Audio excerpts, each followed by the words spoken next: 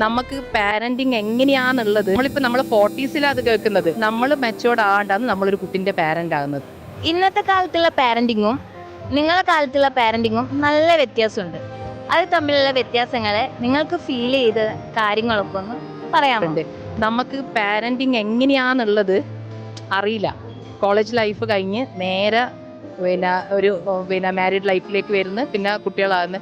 അപ്പോൾ നമ്മൾ മെച്ചോർഡ് ആകണ്ടാന്ന് നമ്മളൊരു കുട്ടിൻ്റെ പാരന്റ് ആകുന്നത്. പാരന്റിങ് എന്നുള്ള ഒരു സംഭവം ഒരു ക്ലാസ് പോലെ അറ്റൻഡ് ചെയ്യാൻ നമ്മൾ കല്യാണം കഴിഞ്ഞ് കൺസീവ് ആകുന്നതിന് മുമ്പ് അങ്ങനെ ഒരു ക്ലാസ് അറ്റൻഡ് ചെയ്യണം എന്നുള്ളത് അടുത്ത ജനറേഷനോട് എനിക്ക് പറയാനുള്ളൊരു കാര്യമാണ്.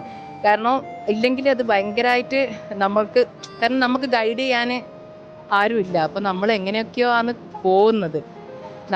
നമ്മളെ മുമ്പത്തെ പാരൻസിനെക്കാട്ടി നമ്മൾ കുറേ മാറ്റങ്ങൾ ഉണ്ടെങ്കിലും ഈ ഒരു കാര്യത്തിൽ നമുക്ക് എങ്ങനെ മുന്നോട്ട് പോകണമെന്ന് തിരിയും. അവർക്ക് ഒന്നും നമ്മൾ നോ പറയൂല. എല്ലാം ഇങ്ങനെ ചെയ്തു കൊടുത്ത് അവർ നമ്മൾ ഡിപ്പെൻഡബിൾ ആക്കിക്കൊണ്ടുവരും.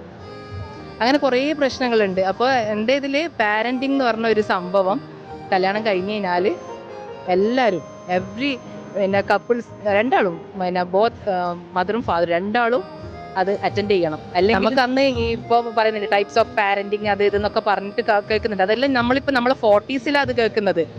നമ്മളെ 20s നമ്മൾ പാരൻസ് ആയിട്ടുള്ളത്. അപ്പോൾ അത് ആ ഒരു ടൈമിൽ കേട്ടിട്ടുണ്ടെങ്കിൽ നമുക്ക് കുറച്ചും കൂടി ബെറ്റർ ആകുമായിരുന്നു.